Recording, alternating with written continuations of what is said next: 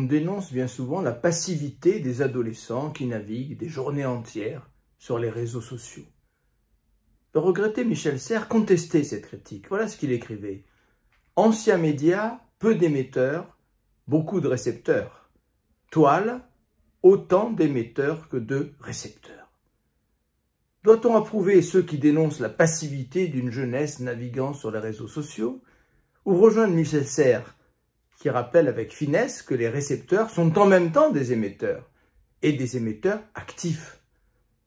Les Français des années 60, figés devant leurs écrans de télévision qui consommaient l'unique chaîne télévisée qui existait alors, étaient-ils plus actifs que nos adolescents?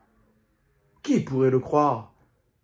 Après une première période où l'internaute pouvait donner l'impression de consommer passivement des données, la seconde époque numérique dans laquelle nous sommes entrés se caractérise par la prise en main par chacun de son univers numérique.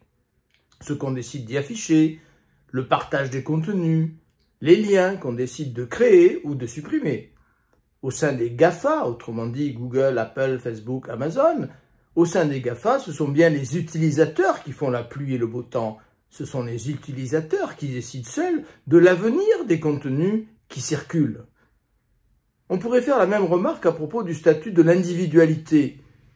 En un sens, le monde numérique abolit les individus. Il n'y a plus d'auteurs quand tous les hommes de la planète participent à la rédaction des articles de Wikipédia, pour prendre ce simple exemple. Mais d'un autre côté, quoi de plus individuel et même quoi de plus narcissique qu'une page Facebook?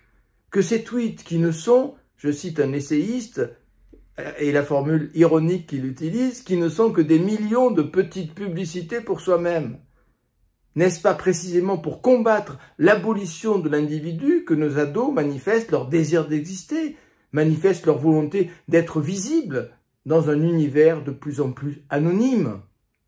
Le monde numérique est trop récent pour qu'on puisse émettre des jugements à l'emporte-pièce, qui sont davantage des caricatures que de vraies réflexions. Laissons-lui le temps d'évoluer et de trouver son équilibre, ce qu'il fera nécessairement.